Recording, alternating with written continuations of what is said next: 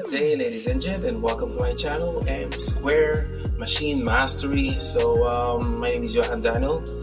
I've been riding for say 4 years for now. I am a newbie, at least I'm still a newbie, and one of the main reasons why I'm doing this channel, it's mostly because I've realized when I first started myself, I used to hang around with experienced guys, and plus when I would hear their stories, it's always about their experience and how you need to do this and how you need to do that, without necessarily having or thinking behind the glasses of a newbie, like sort of saying how it was when they first started, things they needed to look for. So since these things are all fresh in my mind, I do think it's something that needs to be discussed, or especially for the newbies, because there's so much materials. And before I even start, let me start with this. I know there's a saying that goes such as, if you know how to drive a manual car, it's gonna be easy for you to ride a bike. That's not quite true. So you will see and discover why. So without any further ado, let's just jump into the meat. So I'm from the Caribbean. You can tell by my accent, right? So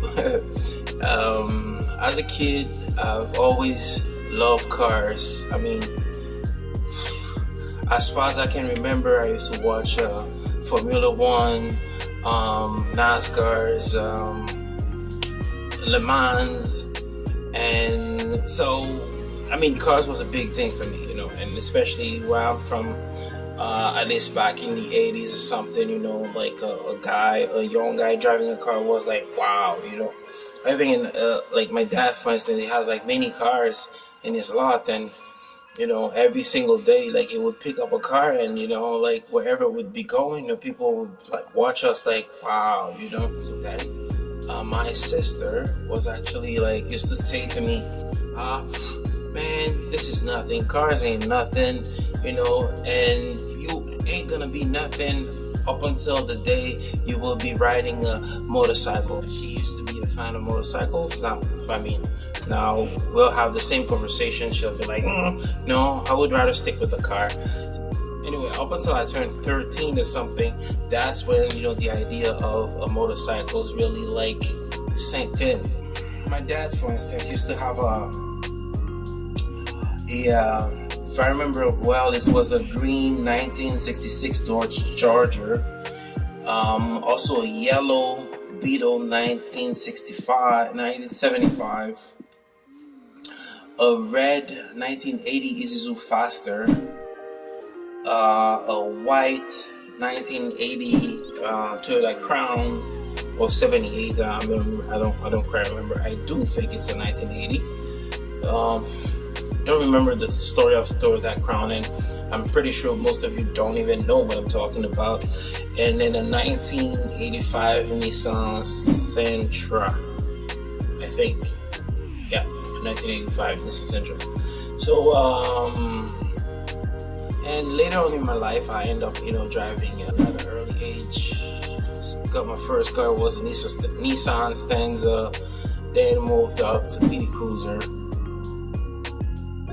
and then was an Audi, then was a Cougar, Mercury Cougar 1999, and then was a Cadillac CTS. This was me then. So let's talk about me now. 1990s, I came across around a rap video clip of Grand Puba. Yeah, actually in the 80s, I'm sorry, I'm wrong, I'm pretty wrong, because in the 80s there's a version of Punisher, and I think the main actor was Dolph Lundgren. Don't quote me on this, but I'm pretty sure it was Dolph Lundgren. and he was riding a bike. And back then, this guy was like one of my famous actors ever, and that was just the thing, but it wasn't really a thing. 1990s, with the emergence of rap music, first clip I came across was Grand Puba, and this guy in Grand Puba's clip was pushing, I believe, a Suzuki Katana 750. I think that's what it was, because when I looked, even today, when I looked at the clip, it's what comes out in my mind, and I always wanted to have that kind of bike. I always wanted to own a Suzuki Katana after that, because the thing with a Katana is you have the best of both worlds. It's a sport motorcycle, but it's also a touring motorcycle. You feel very comfortable in the long run, but it's definitely a touring motorcycle because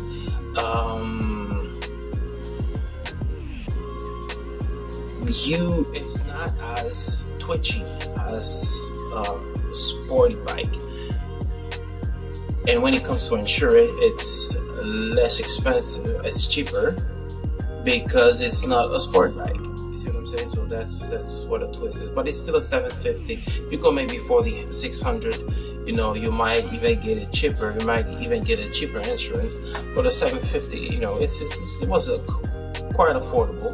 But in Canada, where I'm living, I'm in a state where insurance is very it's pretty high. I'm saying, hey, for this bike, I think I used to pay 140 or 130 or something like that. But since I'm a beginner, then it's like some of my friends said it's quite cheaper.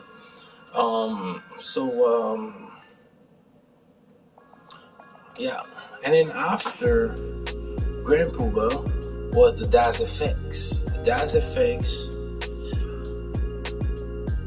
Oh my, I don't remember the clip, but I'll show it to you, while talking. So in that clip, there was so much bike. I think a bunch of Kawasaki's, Ninjas, Yamahas, VTTs and stuff, those guys, doing stunts all around. That was just, that was music to my ears. And plus, then after that, there was King Just. And not long after that, there was King Just that came with the same kind of concept. And in 1999, DMX actually came up with the Rough Riders. My God. Then, the idea of riding a bike was definitely, the ship I sell, it's definitely, me in the future. And after that, there's a couple of other stuff that came around, such as Lawrence Fishburne movie, The Biker Boys, and of course, Sons of Anarchy. To resume all this, there's not a better realization but walking into your dream one day. And for you newbies, any newbies who's watching this show, do me a favor, do yourself a favor, get some driving safety class courses if you want to get into the business. Don't just get a bike and then ride it around, whatever, thinking you're all cool. Do register for a class, attend to your courses. It's only 2 days, it's only 2 to 3 days long, and there's a lot of tips you can get, and a lot of benefits and advantages that you will get when it comes a time to actually get your permit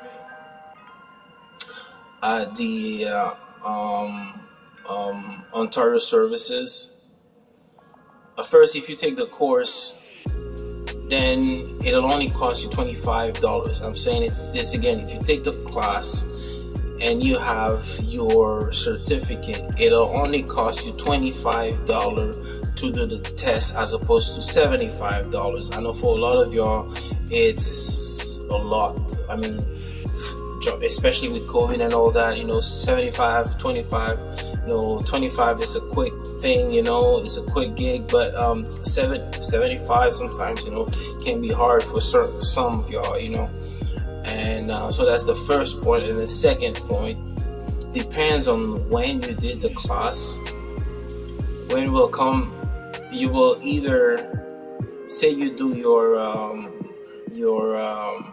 first test to obtain your permit, which we call here M1. Then you won't even have to do the M1 exit to get to your M2. What you will have to do, if you do the class, if you do the courses, you will just have to wait 3 months. Hear this well. You will just have to wait 3 months. I believe it's 90 days. And after the 90, let's say 91, on the 90th day, you just go to an Ontario service spot, show them your certificate, and they will emit you your M2 license. So, but also you can go the hardest way, like I did. Not knowing those benefits, I actually did take my M1 exit course, M1 exit test. So anyway, it's pretty much like straightforward. It's not that hard. On the next episode, I'll definitely talk about the test itself. I'll show you a couple of tricks, so you don't really get any surprise. And so thank you again for being here with me tonight, and I'm looking forward to seeing you next time.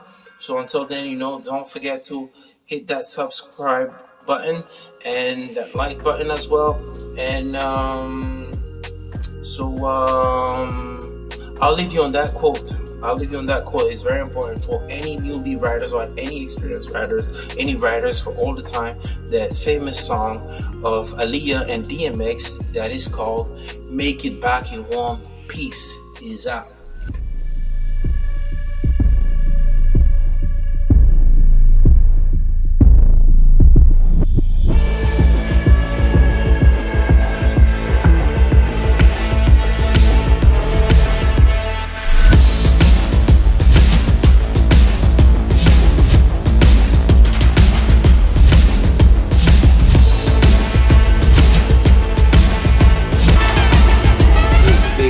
This segment is called Facts Check, so it's just to correct some mistakes that I might have made when first recording this video. So I just want to mention regarding if you go back to the segment that talks about those motorcycles that I saw in Grand Poopa's clip, these are actually GSXRs, not Katana 750s. As I will show you, the Katana 750s are actually the headlights are made in has much of a square shape, kind of like this, as opposed to the GSXRs 1990s that already have that rounding shapes, or the headlights itself is square, but inside it's there's two bulbs lights. That gives it kind of a more rounder shape, and it's only it was only in 2000s, early 2000s, that they started to make the Katana's headlights more in a rounder shape.